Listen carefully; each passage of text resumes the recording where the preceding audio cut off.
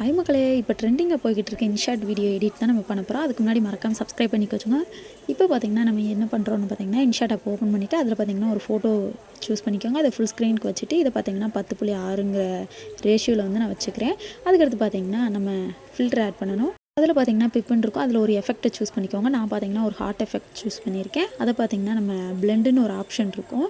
அந்த இதில் போய்ட்டு ஸ்க்ரீன் இருக்குன்னா அதில் போய் வச்சுக்கோங்க. வச்சுட்டு பார்த்தீங்கன்னா அதை அப்படியே கிளிக் பண்ணிங்கன்னா உங்களுக்கு இதே மாதிரி இமேஜ் தான் கிடைக்கும்.